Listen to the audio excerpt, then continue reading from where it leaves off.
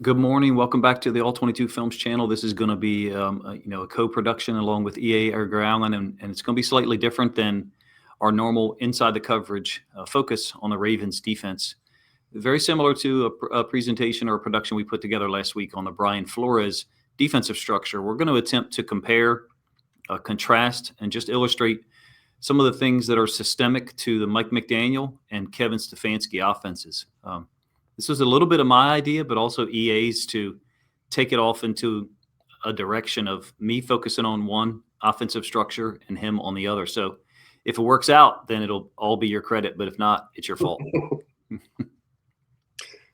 Yeah, this is an experiment, so we'll see. I'm excited about it because I think we both noticed some differences, but also some things that maybe I know for myself personally that I wasn't aware of, necessarily. I knew that Mike McDaniel liked 21 personnel and utilized the fullback number 30. I forget his name, to be honest with you, a lot, but I didn't know that he really majored in 21 personnel. I mean, I went back to film 23 and 24 more so than 25. How far did you go back for the Stefanski? I tried to watch some all 22 of 21, but I watched 22 through 25. So I jumped around a little bit. I did watch a lot of 21, which was the Baker Mayfield year. I just couldn't get the all 22 film for it. Yeah, when I heard you mention Baker Mayfield, I was like, oh, he went back even further than I did. Well, that was a big year. I was kind of bummed that I couldn't access that in the same way that I like to. But yeah, I did not go back and watch Mike McDaniel's offense shred the Ravens in the fourth quarter of 2022, right? I didn't watch that one. Yeah. Nah, that one hurt. But I was just really struck by the repeatability of some of his concepts, the kind of usage, reliance, maybe some would say over-reliance on a core set of play principles that are just kind of masked by different formations and personnel groups. And I don't know what you saw or if you saw it, I loved what we shared on social media this week. He was talking about we want to be better at what we do than they are at defending it. And we want to have this core set of skills and techniques that we can rely on. And at the same time that pops up on social media, that was exactly what I saw in the film that I watched, primarily from 23 and 24. Yeah. Before we changed course, I was watching some McDaniel and just really struck by the backfield formations, the different stacks and widening of the running back and some of the 21 stuff that you mentioned. But I was struck by that as being pretty darn creative, pretty darn unusual. So I'm excited to see what you got here on this stuff. And I got the sense when we were talking, pre-show that you felt like Stefanski was more basic is not the word, but a little bit more direct and foundational, or I should say traditional. Would you say that or no? Yeah, he doesn't jump off in the same way. But one thing I do notice is he's very conscious of sort of freezing defenders with post-snap activity. Let's just put it that way, in the backfield, fakes, jets, or motions, and very successful in doing that very often. And that leads me to say that his coaching is effective, even in these really, really poor seasons. It seems to me that they're well coached in understanding his system. And the same thing I would say about McDaniel. The word system came to mind. We were talking about Flores has a system. Nothing particularly eye-popping or that you've never seen before, but I felt like they were very well coached, and he was in control of that offense. It's interesting that both of these guys, have such a they're so well trained in their background. McDaniel coming from the Shanahan group, among others. He's obviously had some other influences because he talked about that in that social media video that was shared this week. But Stefanski, you mentioned he dates all the way back to Brett Favre. Right? He was Brett Favre's. He made Brett Favre. He was his quarterback coach. No, he was his quarterback coach, or at one point. He's very interesting. His background, Stefanski. He was a defensive back through college, and then the rest of his time in terms of his coaching has been spent on the offensive side of the ball. He survived 3 different head coach changes where he was kept on staff in Minnesota. So, of course, he's done some stuff. You know, he may not be sexy in the way that some coordinators or candidates might be, but he has won. I think being the coach at Cleveland gives you a leg up for Coach of the Year if you finish at 500. But he's won it twice, you know. So he's done some stuff. He's an interesting guy. Always, you know, for me, when people mention older players, I think to myself, okay, what stop? Because everybody thinks Brett Favre, you know, Green Bay and then Minnesota, but not some people. I know that you do, but some people may not know. You know, obviously he started in Atlanta with Jerry Glanville. That's right. You know, Jerry Glanville was a name that, you know, many people may not even know, but, you know, just a fun character.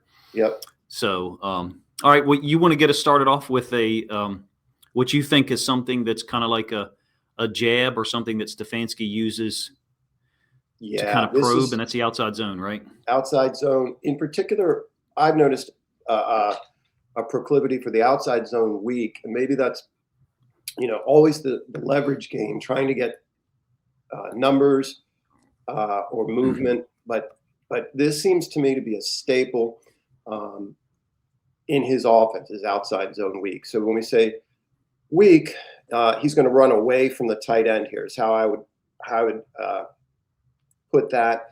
Usually, you know, they're playing to the field, they're running to the field, and they're always, at least where I could see, kind of running this under center. You can see this is key too. This is what I was mentioning earlier. This is happening a lot where he wants either people out of position by motions, shifts, pre and post snap, or he wants to freeze people, which I saw a lot. So there's some very interesting wrinkles. You can see here. I don't know why this isn't moving for me. All right. Sometimes if you have 2 marks close together, it kind of gets stuck. You know what I mean? Yep. Okay, so you can see right here, even Kyle, who was over top of 8 in coverage, shifting pretty dramatically, along with the linebackers. Now, in this particular run, this is, to me, right here, this is your toughest block.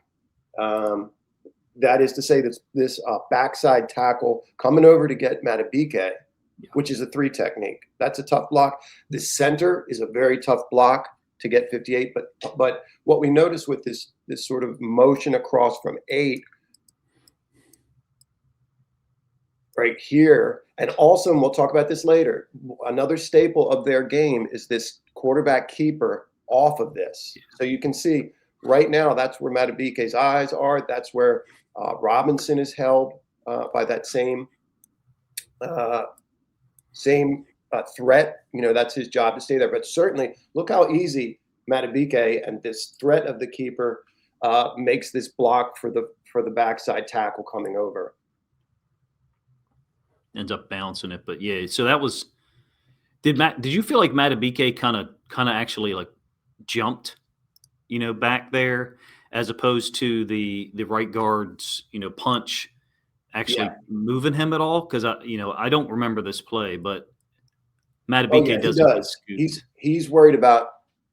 I don't think he's thinking about chasing this thing from the backside. Maybe he is, but I think he's held by this keeper. I think he's anticipating that. This is the first play of the game. Yeah. First play of the game. 77 strong, but I don't think his right hand is going to move Matabike 2 or 3 feet. No. I feel like I think you're absolutely right. Matabike's kind of jumping for the boot there. This may have been talked about. I'm sure this was talked about. This, as I said, this first play of the game. So the Ravens are probably thinking this. But yeah, you get the play side guard coming over. But there's this constant effort to kind of out leverage guys. And that is a tough block to come over and get that. But you can see, I think on one of these earlier shots right here, with that motion going across, how much space in this alley is creating. He does bounce it. And there's a nice block on the edge that makes it happen. So there's a lot of things that go into this. But I wanted to point it out just because it's a staple to me, this is a staple that I saw over and over and over again. And it wasn't until 25 where I started to see them run it strong. And Hmm. probably because people were catching on to that more, because as I said, they're coming to the field, they're running away from strength. Right. And yeah, eventually it's kind of one or the other to me, or tended to be one or the other. You're going to run the quarterback on some kind of boot out of that, or run it weak outside. And Very, you still very have to catch Titans. them. You still have to get off blocks and stuff. But Very Titans-esque with like Derrick Henry, Ryan Tannehill, Arthur Smith, who's in Pittsburgh now.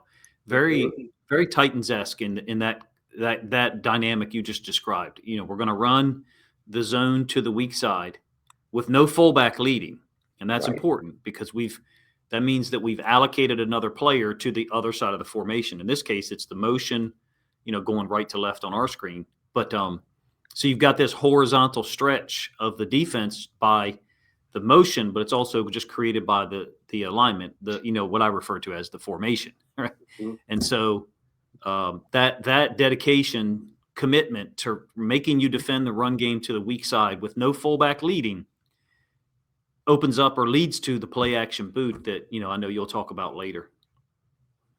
Exactly. Yeah, and then the splits of the wideouts. He tends to not jam them early. Early in the film I watched, less and less did he have. Now later on, and I haven't put my finger on this exactly, but later on in the later years, that is to say, the wide receiver splits tend to be closer, and so he uses them a little bit differently. But early in these plays, the wideouts are wide out. Right. And not attached or close in their splits. Not compressed like so many. That's kind of like super popular nowadays for people to be compressed. Yeah, that's unusual. Yep, to have them out wide like that. So the way that we're going to do this, guys, is we're going to alternate back and forth like typical for our show Inside the Coverage. So, if the format in that manner doesn't work because we're moving from Stefanski to McDaniel stuff, then feel free to let us know. We'll try to adjust. But this is something that an idea that EA kind of branched off of my initial query, and this work.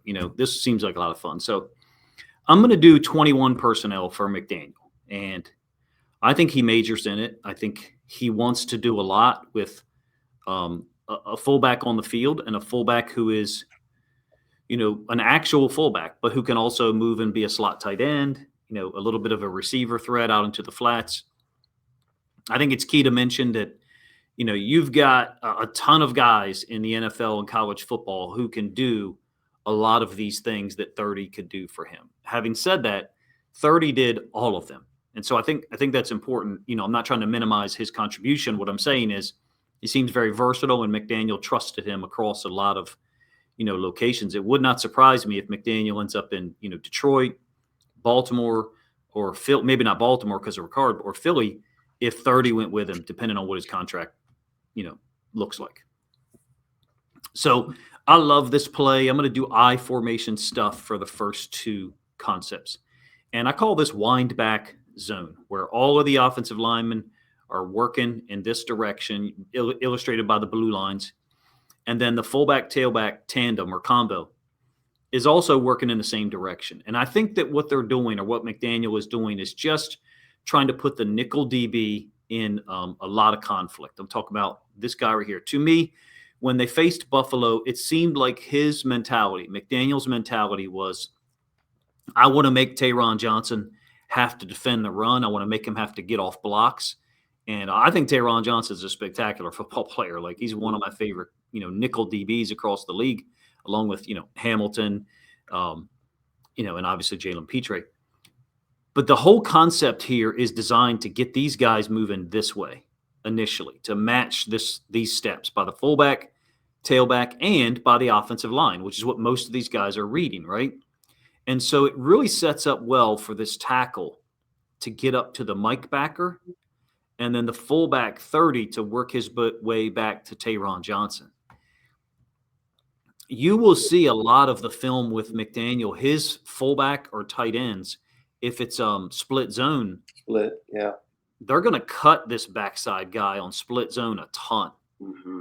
And 30 actually, oftentimes, if that's his, if this is inverted and 30 is the kick out block on the backside, 30 is going to go low on defensive ends, outside linebackers. He'll even go low on second level guys. I mean, he does it a lot. So it's clearly taught by McDaniel. And that has an impact over the course of the game. But I think on this particular play concept, I think that McDaniel is teaching him not to cut this guy because it's designed to come back here. So he doesn't want his blocker, in this case the tight end, on the ground. He wants his blocker to have the ability to sustain or maintain this block for, a little bit longer. He doesn't really hold on to this thing really long. But if this play was designed to go here, from what I've observed, you're going to get a cut on the backside because he doesn't care if this blocker is on the ground. Does that make sense at all? Yeah. I call it a wind back because it's designed to come back there. Same play from the all 22 angle.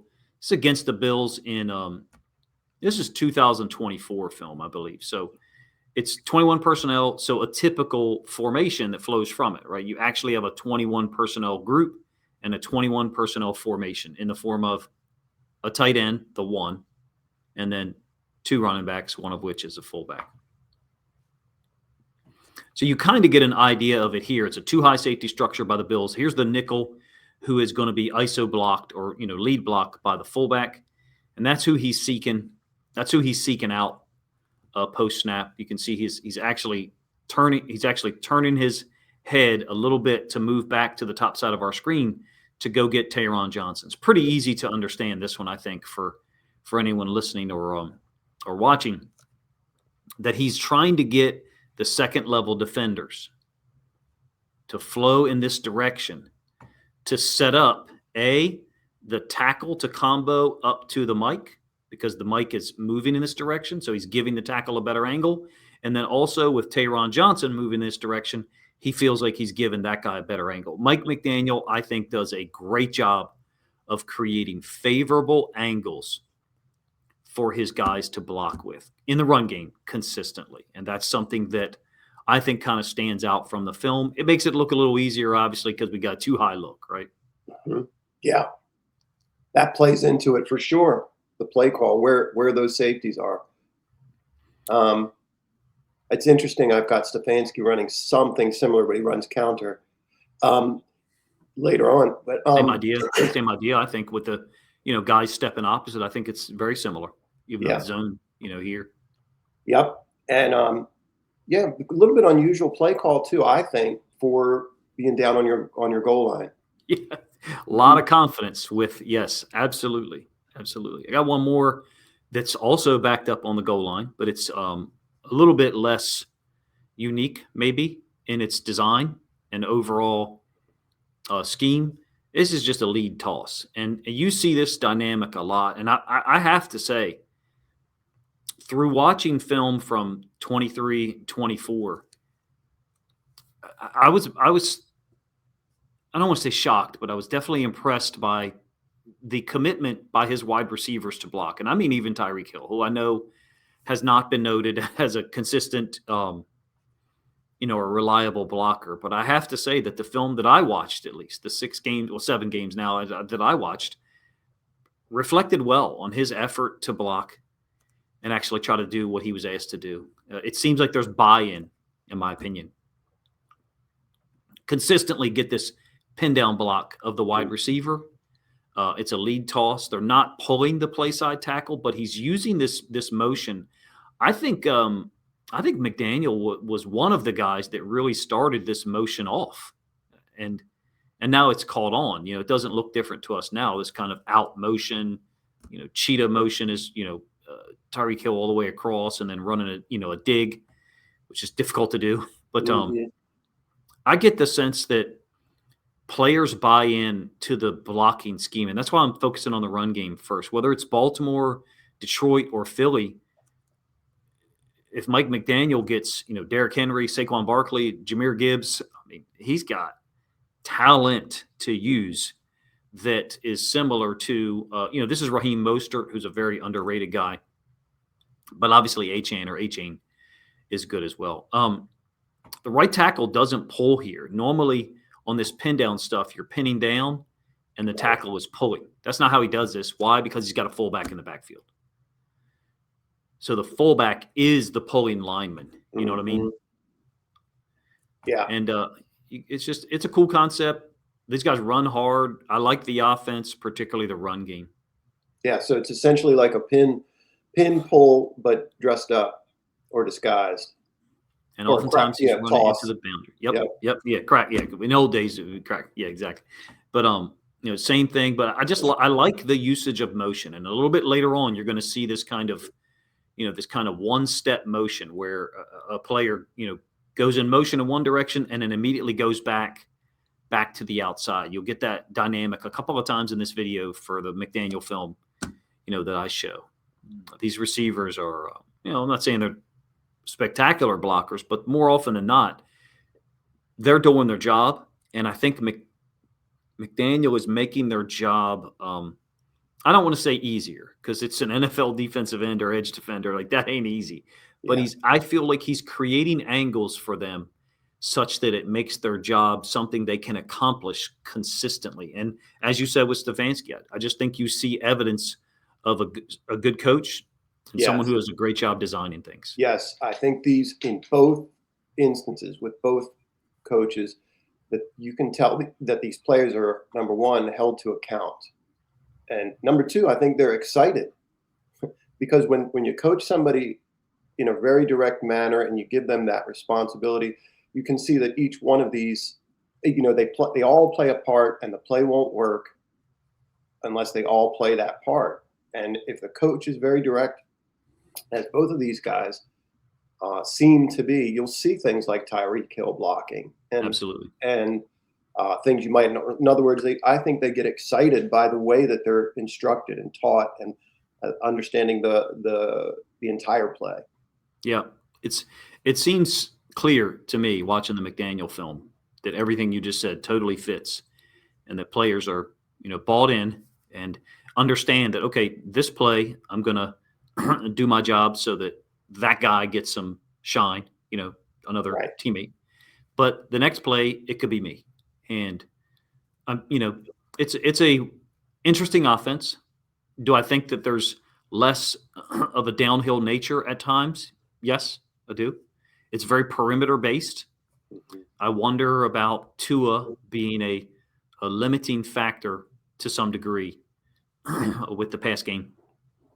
I'm not able to offer comment there necessarily, other than to say there does seem to be a heavy diet of the quick passing game, by McDaniel. How much of that is McDaniel? How much of that is Tua? A little bit of both. I'm not sure. You wanted to show some boot plays off of the run action, right? That kind of fit with the first play you showed. Yep. And this seemed to me another staple and something that automatically you think, certainly the Ravens do this with Lamar, but I think perhaps under Stefanski it might be a different sort of dynamic. You see, the first one I'm just going to show kind of briefly, and just the lines here, articulating just the routes that we see. The very typical kind of flood. This yellow being the sail. This is kind of a flash here, but I think that's interesting how they bring the number one receiver over to run to the flat here. The tight end actually, to too high look, that matters. The tight end kind of threatens the middle of the field and then bends here to this vertical corner type route. They're trying to, and goes to that idea of freezing. They're trying to get this guy, in my opinion, they're trying to get this guy, the blue circle, to move. Once they do, if they can't do that, probably not going to work. Just you numbers. Get another motion, right? This motion behind. You get the line blocking to the other side, which is typical, and it's actually a toss play. So it really looks like a toss play. And again, they're bringing number one from what starts from the field here. all the way across the formation.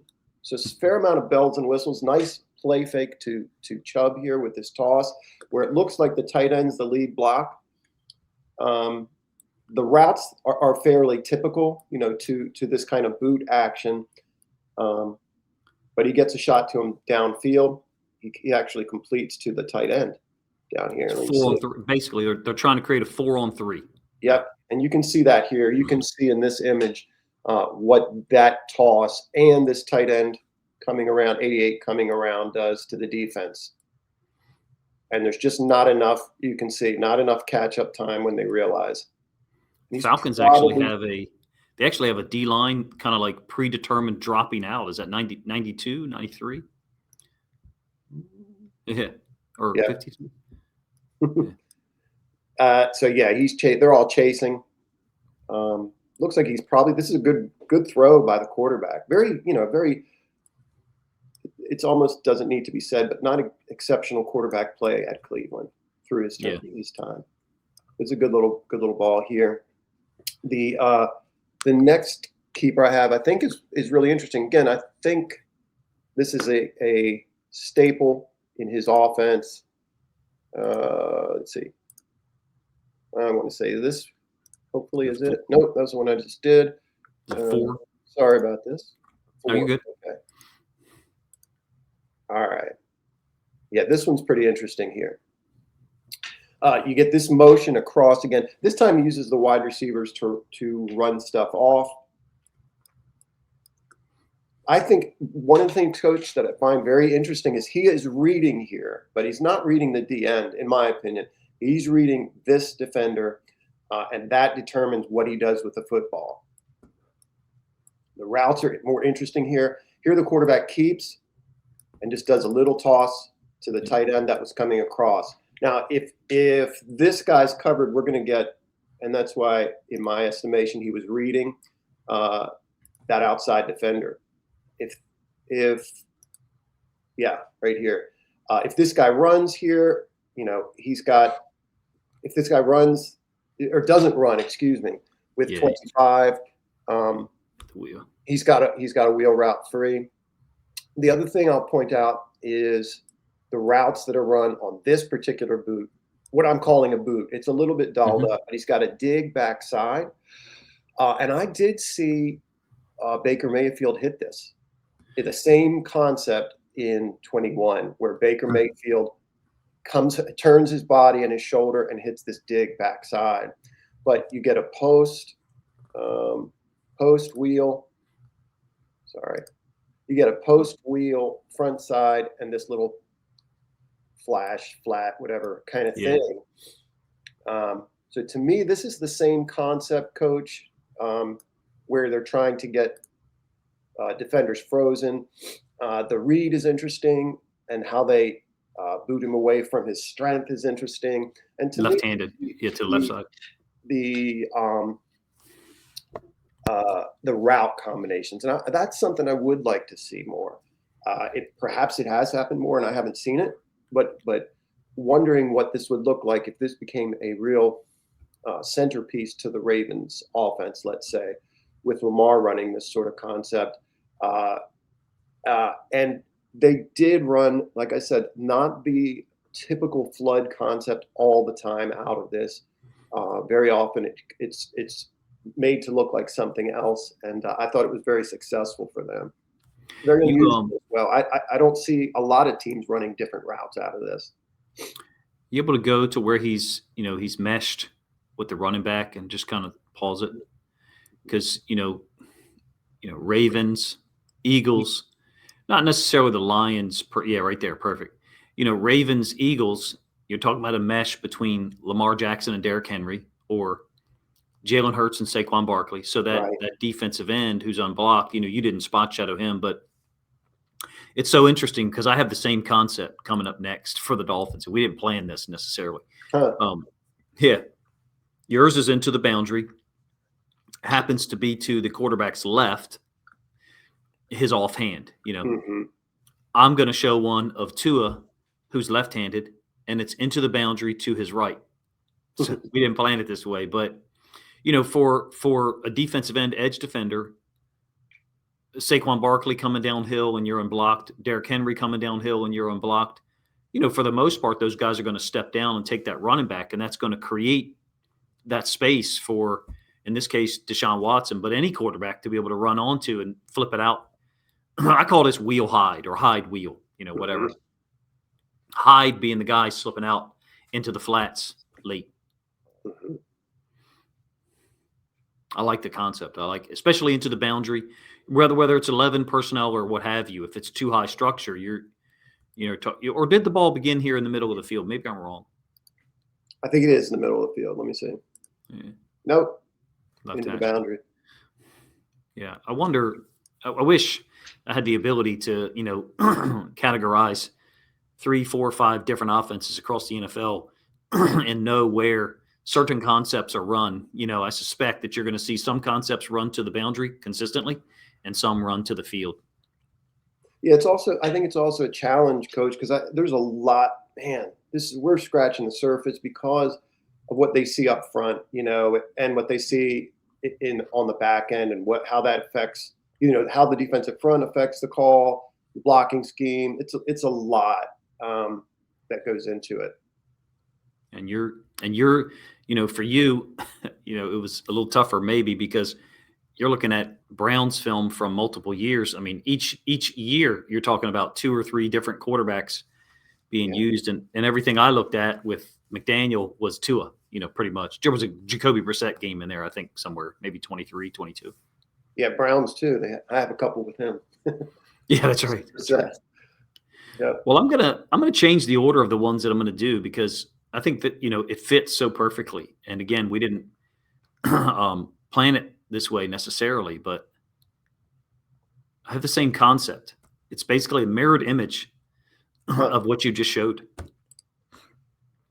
to a degree. I mean, you don't have Tyreek Hill on the field here, so you don't have that guy that's going to threaten these safeties. And look, this game I think is week 5, 2023 against the Giants. This is an incredibly poorly coordinated defense for the NFL level. I don't know if it was wink or what, but just not prepared for anything that they saw, at least in this film that I saw. So it's the same concept you had, whereby they're leaving the boundary side D end unblocked, which is what you talked about initially. It's a too high safety structure. And this fullback is running the hide concept late out into the flat. So he'll be, like a late access route for the quarterback. But Tua's left-handed, whereas Deshaun Watson, that you just showed was right-handed. And for Watson, the play was going to his left, his offhand. And for Tua, it's going to his right, his offhand. So pretty cool. But you got the wheel by the guy in motion, the play fake to the running back. So just using the run game to still rely on a quick passing game. That's one thing that I noticed is that there's just so many quick pass concepts that McDaniel uses. I feel like he must spend an inordinate amount of time on the quick pass concepts because even with the game that I saw with Brissett, which was against the Ravens, he threw the short pass game well, not really much else, but defensive end unblocked, fullback bypassing him to get out into the flats. Oftentimes this is like just a little, snag or whatever. No recognition from anyone for the John, and that'll be across multiple plays that I show in this game. I mean, this is really poorly defended in my opinion. Mm-hmm. But it's consistent. You've got this, late fullback / tight end out into the flats, and then a wheel. Sometimes it's Tyreek Hill, sometimes it's another player, and then an underneath snags, sit, whatever you want to call it. And that seems to be one of their most reliable quick pass game concepts. But it's built off the run threat, and it happens fast. They hit it. Ravens fans may remember, the late season game 2023. They hit us with this like 3 times in the first half. Quick. It got a little annoying that day. I don't know about for you, like to see it. Like, come on, man, it's the same concept, Mm-hmm. I think that is the key. It's how quickly they hit this. If apex guy runs with this route, he's going to hit the little hide flat thing. Yeah. And I feel like sometimes this is a, read right here. And what I mean by that is, okay, if I'm reading man, then I'm just going to take this guy in and I'm going to try to wall off this defender, the inside linebacker. I would depend on how people count, either one, two, or excuse me, either two or three. Some people would count this guy, some people would not. They would say, okay, he's already guarding you, so we don't count him. This is one, this is two. If you wall off two, we're talking about teaching it. If you wall off two, then there's just no way that anyone can be guarding this guy and this guy at the same time. Wow. Unless they roll, they roll. So I think there's some foundational things, and it really fits with that again, that social media post where McDaniel's talking about we want to be better at what we do than they are at defending it. Again, we didn't set this up, but we've got the same concept again, and this will be the third in a row, one by you and then two here by me. It's hide wheel one more time out of 21 personnel. Everything I'm showing is 21 personnel, but it's certainly a different formation. I think this is a fullback. I think 35 is a fullback. Maybe he's an actual tailback. That would still work. We would still be talking about two running backs in the game. And you get this play action with the fullback crossing Tua's face, and you get the same concept. A wheel, a little bit of a slant, post, whatever. And then hide concept late, which for you was the tight end for Cleveland. For me was the fullback, the previous play, and then this one is what I'm referring to as the tailback, 26. I think it's Wilson, but I could be wrong. And the quarterback just reads that. Yep. You can see him looking down there initially, and I think he's just trying to get people to move possibly with that route and then come back to, I guess that's Waddle, 17. I think he's just trying to use his eyes for a moment to open this up, and the defender doesn't go with it, 41. And so he just hits the fullback, running back in the flats. Quarterback doesn't even play fake to the back on either of these, does he? Not much. I mean, it's a fullback, so there ain't. It's enough to hold this guy.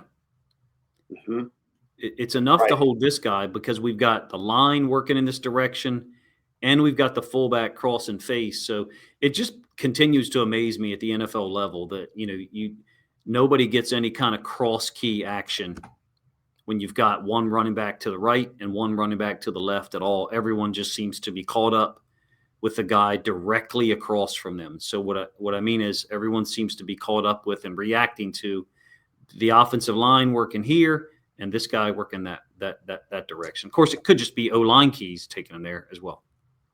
Also, like what I mentioned earlier, the way he stacks the backfield a lot. And just in the plays I saw, have that little slot with the two side split backs, and just very unusual stacking them sometimes with a wing. I noticed that, just very interesting. A lot for a defense to look at. Yeah, I like it. I call it jokers. Whatever people want to refer to it as. One running back to the right, one running back to the left. I think this is actually Justin Houston. So I think it's his last year in the NFL, 2023. So. I agree. I mean, there's a lot of things presented to the defense, I feel like intentionally, so that, there's this kind of like installation in the defense's minds or the defensive coordinator's brain. Hey, we lined up in this and we did that. We lined up in this and we did that again. So that then later on, it almost really reminds me a little bit of Ben Johnson. And I can't prove it necessarily other than certain videos I've done where in a given week, I had the ability to actually show the progression of plays. Ball on the right hash, 21 personnel, this formation, 2, 3, 4 times. And then in a key moment late in the game, a 3rd and 2, game on the line, ball on the right hash, 21 personnel, same formation, a totally different play that's designed to expose everything you had done to defend all the earlier presentations. Hopefully, I said that in a way that makes sense. I get the same sense from Mike McDonald. Mm-hmm. You had a couple of counter plays, I believe. Yes. Let's show me. Yeah. Get you back up. All right, there we go. All right. Yeah, this one's cool. I put this in as a caravan play or convoy play. I'm going to go back to what I said about the coaching, the way the players execute for him. We get the left guard pull, or the right guard, pull. He's going to kick out the end or look for the end. It ends up being this defender, I think. But I love the kind of handoff is that counter fake right here to this side. So they're running. At this point, it looks. We're not sure how it looks. He might be running to the tight end side, but he kind of this again kind of piggybacks on something you showed, I think, on your first play. This kind of wind back, tailback thing,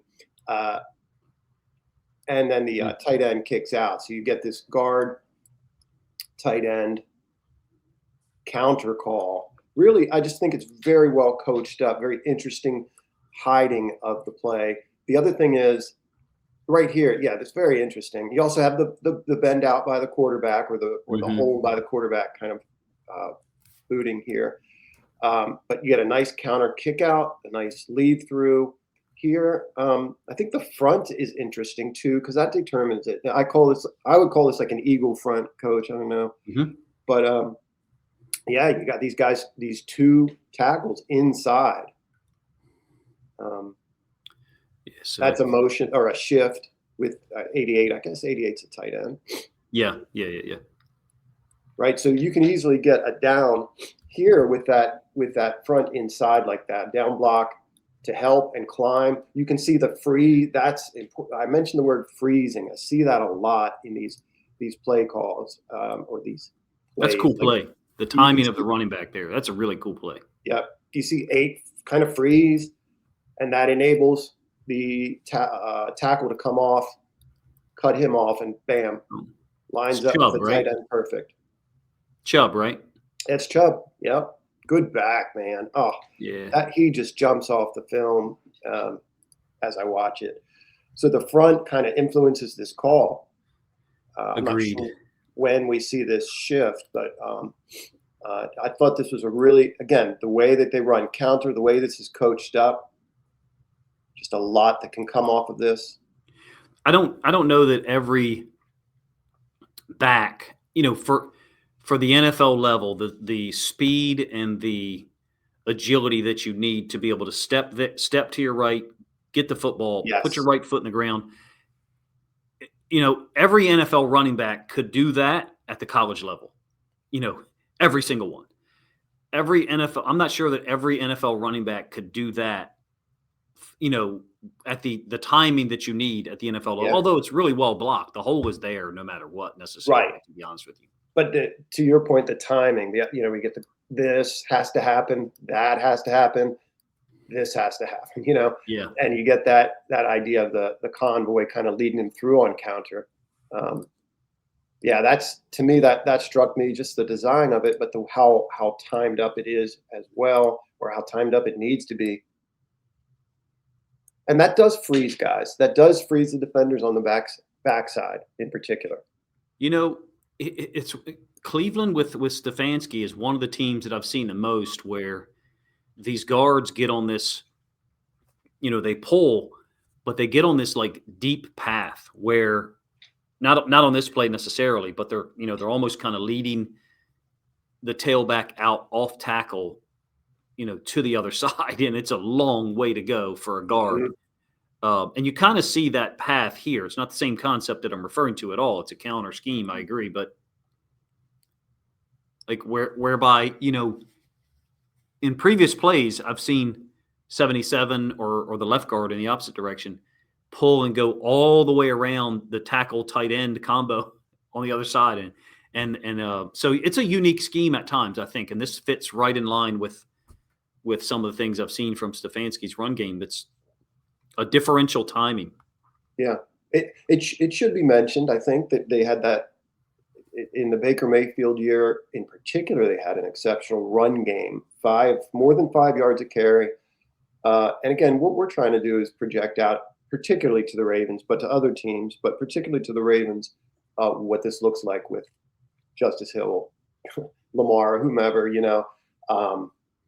running these sorts of plays off Stefanski. I think I would offer a case for him as head coach. That is to say, not to argue it in favor of it, but to present it in a way that you and I discussed. I think Stefanski's in the running, perhaps because he's a good coach, but I think he would bring in Schwartz at defensive coordinator. I think one of the questions that might be asked of him is, are you willing to give up play calling? So I think he would certainly have his hand in the schemes and the blocking and the plays. But in terms of game day play calling, I think they would bring in, I don't know, some young, wonderkind, creative, inventive mind that he could kind of walk through and let him do what he does as well. I think there was a big hubbub and story this week, a lot made of the fact that the Ravens are bringing in some of these guys to take a look at them as coordinators. That was obvious to me. I didn't need that as breaking news. I knew that before exactly. the stories broke. But yeah. So anyway, that's my presentation for Stefanski. Do you have another counterplay there or no? Yes, that would be. Yeah, go right ahead. Yeah, go right ahead. Let's see. Yeah, it's so cool. It's so cool. Like your play there was pretty unique. I saw that as like a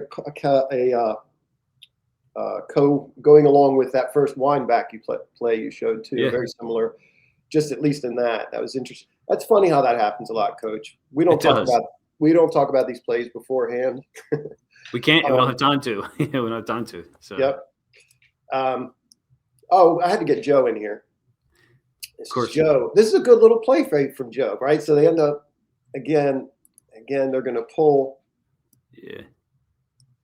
With a kind of motion across, or actually behind the quarterback here. Mm-hmm. Pull the right guard this time. Kick out. Come through again with the tight end. Again, just this notion of motion or shift, freezing guys. You can see the pull to this side. I think this is key too, right? With Joe kind of putting the ball in the belly of 8. You can see right here. This is a difficult block.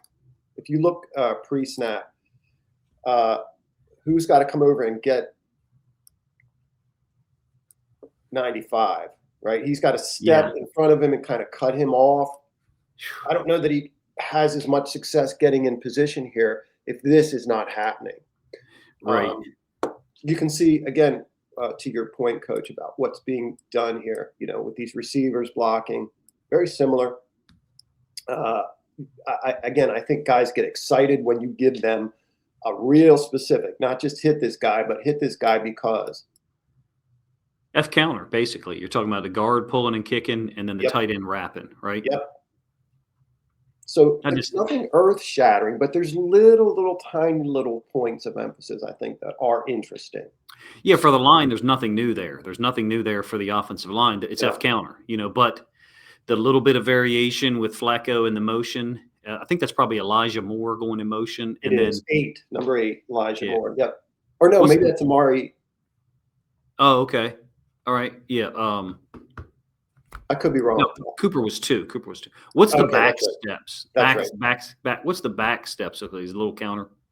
Say that again, Coach. What's the running back steps there? A little counter step with motion. Yep. Right there. Yep. You see it? Yeah, making it look like I'm going to go lead block for this guy going in motion, like a sweep to the receiver. And you get it. You just that little counter step kind of free another part or component to this freeze of that side, the back side. Yeah. Yeah, you can see 23 take a false step. Yeah. So just little nuances that offenses are expected to perform, but you can tell they've been discussed, studied, and drilled. I think for me, we don't have the time to really do it here. I would be from the standpoint of whether it's the Eagles and Lions don't need a head coach, but someone who's going to call plays. For the difference between these two guys, for me, or questions, I guess maybe for both of them, would be, what do things look like on 3rd and 7 from a pass game standpoint? And it would be difficult for me and you to, I think, gather all of that because, we don't know what these guys are being taught. Obviously, I forgot to share my screen here. Sorry. Because I think that whoever either one of these teams brings in, because of the running back talent, that's a focus. It should be. Mhm. But all three of those places, although the Eagles' offensive line this year certainly lauded or talked about is better than the Ravens and the Lions. I mean, the Lions went through catastrophic injuries on the offensive line. It's just as important, the pass game, and we're not necessarily covering any of that, to be honest with you. I do Right. hope to have a McDaniel quick passing game out, sometime early next week. This is a unique play that kind of goes along with the two that you just showed a little bit. It's a 21 personnel group, and it's a different formation because although Todd Monken used this a lot, take tight end, fullback, put him in the backfield right in front of a running back. I call it sniffer, but Yeah. different names. And again, you get this pin down nature of a perimeter run play. And for Miami, you see this. I'm talking about 6 or 7 different receivers over the course of 2 or 3 years film have been asked to do this repeatedly, and they do it well. Everybody does at this point in the NFL, but everybody isn't running this formation with the tight end in the backfield and then the running back, both of which are set to the field, right? The ball is on the left hash for the offense. So we're talking about the field is down here. And then getting those guys into the boundary on a sweep path. It's, got a lot of similarities to a play that I showed earlier a little bit, but it's out of the gun, number one. It's a different it's a different formation, same personnel grouping. And the timing is different. Very, very Browns and Stefanski-esque with the quarterback turn. Yes, and again, we didn't plan this, but no. I think anytime you get a differential timing for, the handoff or a differential timing for the pass, that's important because so many of these NFL guys, regardless of what they want to say, are oftentimes, focused in on where the football is. And both of these guys, Stefanski and McDaniel, I think are, whether it's under center or pistol, are good at getting the quarterback's back turned at some point in time so that you can't see the football. And I think that sometimes can create that extra 1/10 of a second that allows a ball carrier or a receiver to get into some space. I'm a big advocate of under center stuff, to be honest with you, in the NFL because of that reason right there that I mentioned. So many guys are reliant on staring at the quarterback. What do they have backside on this, coach? Like, what's going on in terms of receivers? Is there anything happening? This guy is running out like he's going to lead, I think, for the fullback out in the flats, if I remember right. And the quarterback, yeah. This could set up for a keep, for sure. Yep, almost like a one-man screen, or some people call it escort screen nowadays. Different names for it, but sort of looks like it to me. Like so I think McDaniel, and he's definitely got some layers to everything he's going to present. I like the fact that when you get two high safety presentations, whether it's a nickel platform or whether it's a base defense like we've got here from Carolina, he's oftentimes attacking to the perimeter. So he's forcing your two high safety structure to commit downhill and then trying to punish that obviously with the play action. That's very traditional concept, but it's not traditional with the presentation of the formation. Fullback motioning across, going out into the flats, tight end lined up at fullback in front of the running back. So I think it's a cool offense. I like it. Still working on a game from this year where they ran for 197 yards against the Bills, this year, 2025, and beat them. So that was an interesting one. I got observations there myself, but that are a little slightly different from the ones we talked about so far. But here's a receiver blocking down on the defensive end, tight end out in front. Did you say you were working on a drop back video? Yeah, like quick passing game. Okay. How much drop back stuff is there? Deeper drops, non-quick game, and is that something you see them doing or focusing on? I felt like that would be the relative weakness of what manifested in Miami globally. But there were periods of time, and I actually said this in a video that I did a couple of days ago. There were games where I watched it and I was like, Tua's playing pretty well. So to go back and watch 23 and 24 film and then think about what's occurred, here in 25 and where things seem to be going for Tua, it would be easy for me to say there are certain things that guy can't do. And we've seen that in 2025. But for the games that I picked to watch, it from a schematic standpoint, it wasn't the focus, the downfield passing game at times. When it did come about, it seemed to be very focused on getting the ball downfield like a shot play. This is the design of this play, and we're going to go here. And versus a lot of quick decisions by the quarterback. And I just think that leads itself well to these teams like, the Ravens, Lions, Eagles that have all interviewed McDaniel and all have a lot of playmakers, receivers, tight ends, and obviously running backs as well. I thought something similar about Stefanski in the drop back game. I kind of chalked that up to him not having quarterbacks, not having wide receivers, but I wasn't interested in I was watching run game primarily, but just wasn't interested in the routes they were running or rather the route combinations in the pass plays I watched. There's a lot of West Coast stuff. I just wasn't convinced by the pass game stuff as I was in watching the run game stuff. But as I said, I kind of chalk that up to what he's got to work with. But yeah, it could be a little bit of that for both of these guys, and that's and like I said, that's what would be popular or easily co-signed by people if I said that about Tua. But based on the film that I watched of the games that I did choose, that would not be. I did think I had a game against Buffalo in maybe 24. I think it was 24, where I thought there was 3 or 4 pretty either bad decisions or things that were available to him that he didn't seem to perhaps think he could get the ball there in time. Because I think arm strength is a real factor there for him. Big time. So look, these are fun to do. Did you have another one that you wanted to go over? No, you had 2 counter plays as you did. 2 counter. Yep. Sorry.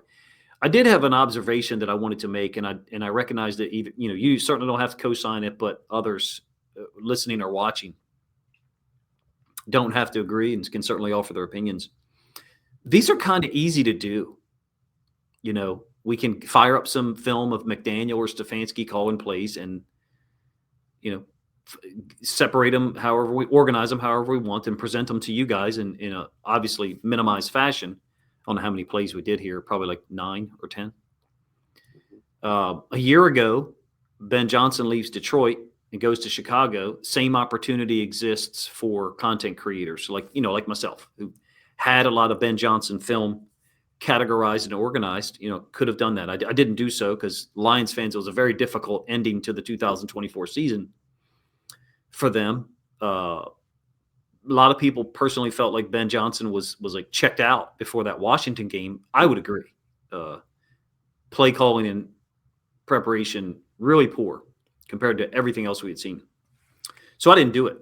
And I'm leading up to a point here. We could do the same thing with Robert Salah. Brian Flores, you and I have already done that last week.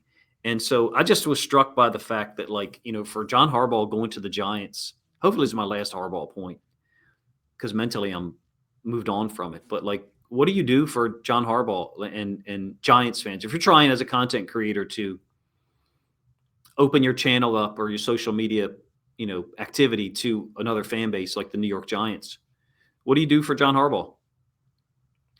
And He's not calling offensive plays. He's not calling defensive plays. It's, for me, this is one of the reasons why you and I picked McDaniel and Stefanski. Maybe they're not going to be the head coach, but if they were named the head coach, they could call plays. mhm, They could be responsible for one side of the ball, and there could be this heightened, increased level of accountability because everyone knows they're the one making the decision to go for it on 4th and 2 or 3rd and 2, and they're the one making the play call. right.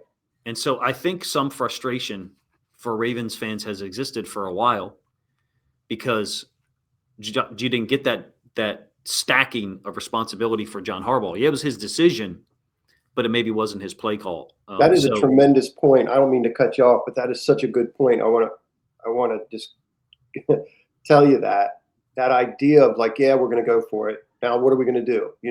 That you get with Harbaugh, you do not get with these guys. With these guys, we're going to go for it on 4th and 2 because this play is going to work.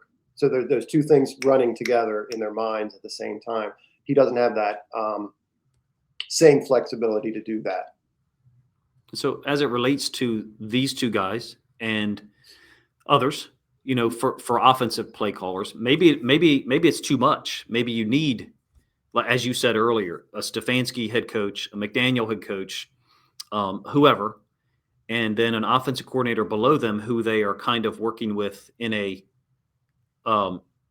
give and take relationship, but also one that's hierarchical, meaning the head coach is in charge, but the guy who's making the play calls understands, that dynamic. And so maybe that's McDaniel. There was a lot of factors in Miami, and of course you can look at two head coaches in a row, Flores and McDaniel. Each of them lasted 3 years there, I believe, right? So some Miami franchise factors there, perhaps, but maybe it's too much for maybe there's only a very few number of guys who can do that, and maybe the better dynamic is what you described. It would be similar to like Andy Reid with Eric Bieniemy or Nate, I think Nagy, that Reid is possibly calling the plays, but that guy is the quote offensive coordinator. So I'm comfortable with whoever they hire for Baltimore. I'm very interested in how this all shakes down, this domino effect for these guys that have interviewed in Baltimore, Detroit, and eventually Philly, to possibly call plays because there's so much talent in each location. Do you have a time frame where if you had to predict when they're going to make this move, this hire? I don't know if I'm smart enough to figure it out. The only thought I had a couple of days ago was I think it depends on who wins and loses this weekend, who's available, Tuesday. Mm-hmm. A year ago, Detroit loses to Washington and Ben Johnson is there now. And so the Bears feel like, okay, if we don't, okay, I'm sure they were impressed by his interviews and his body of work, obviously, in Detroit. But for Chicago, okay, if we don't offer this guy now, someone else could offer him not an hour from now, 5 minutes later. Mm-hmm. So it makes me wonder, to answer your question about, who wins and loses this weekend and who's available on Tuesday, to offer a job to, Salah, Kubiak, was it Brady, the play caller for the Bills, Joe Brady? Mm-hmm. So I don't know. What do you think? I don't know. I think it's fairly traditional, or it seems to be that it'll be the week before the Super Bowl kind of thing. But that's a long stretch. Seems like a long stretch to kind of wait to make that decision, but I think it could drag out to that. It's very curious. I don't know. My brain is leaning towards Stefanski or Salah as the option. I can see Flores going to Pittsburgh. Mm-hmm. I can see that. It's really interesting off season or coaching cycle for sure. I agree, and I think it's a stronger group than people have described maybe a week ago. because you're including guys who are still, coaching right now. Right. Salah, Kubiak, Krishula, a couple of college names thrown in there. That would be one that I think would be. It makes me wonder if there's some owner out there who looks at what Signetti is doing or has done at Indiana, of all places, Hmm. and how he's, embarrassed Ohio State, Oregon. Oregon. Yeah. If he goes out there against Miami and in Miami, you know, embarrasses them in the same way, it makes me wonder if there's not going to be some NFL owner, maybe one right there in Miami, that's like, "Hey, this Mhm. is a guy we want. We think we're going to get ahead of the curve." So that could throw a whole wrinkle in That would everything, be I think. interesting. Yeah, that would be very, very fun, very interesting twist.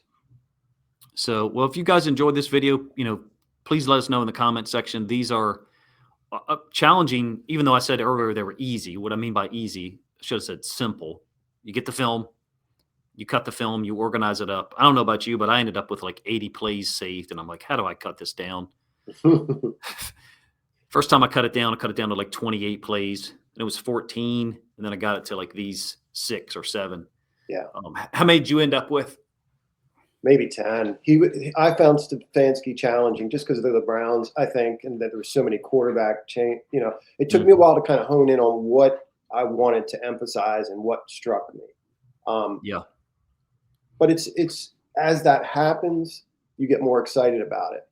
As that happens, as I found something to look at in Stefanski and started to think about him, I did get real interested in him. And even in doing this video with you, Coach, I'm seeing some parallel between he and McDaniel. I always think of yeah, McDaniel as this wizard or something, which he is. And Stefanski is a little bit more tried yeah, and true tradition, but there's some parallel there. yeah. I like things like this that are challenging and ask us to look at it from a different angle. It wasn't my intention. I think Tuesday when I texted you to be like, hey, let's do a video on both of these guys. It was McDaniel. Hey, let's do one on Mike McDaniel because the offense is fun to watch. And then you said this, and I was like, okay, I like that. I like something that's a different angle. So I recognized that maybe it was a differential timing. Not just trading back who was talking about the plays, but the actual play caller, Stefanski versus McDaniel, or vice versa. So, if you guys give us feedback on that, positive or negative, that's fine. This was a lot of fun to do. It's really fun for me to do these on Saturdays. I don't know that it's as fun for you to do because you have to get up earlier than maybe you wanted to, but It's pretty fun. It's pretty I'm fun. here. Yeah, to get them done by 8 o'clock or something is awesome, and try to get out for fans to enjoy. So, thank you guys if you sat through this whole production. If you have any suggestions for something like this for next Saturday or even in the off season, we would be open to it. And because first of all, I really enjoy working with EA, and kind of balances out my negativity sometimes with his positivity. So, but thank you guys so much. Any closing thoughts here, EA, or do you have a plan for maybe what to do next for next weekend? In my mind, I'm thinking Jesse Minter, but it may depend on what happens this week too. Maybe we can tentatively do that for Saturday or something like that. Maybe. That's a great one. So 1 week from today, guys, we'll try to, I'll co-sign that immediately. So you're 2 for 2 on ideas this week. That try to do, because it's so interesting to me that he's got some 4th and 5th round corners that they've just kind of plugged in and played in the last couple of years, and very similar to McDonald defensively. It just, the ship just keeps sailing for them, I think. So yeah, that's awesome. Well, if you guys enjoyed it, please let us know in the comment section, number 1. And number 2, if you think, Ravens fans, Lions fans, or even Eagles fans, if anyone sat through all of this from that perspective, would enjoy this content on a Saturday morning before the divisional round matchups later in the day, then please consider grabbing a link to this video, sharing it out on social media to help this content get more reach. Appreciate you guys' time.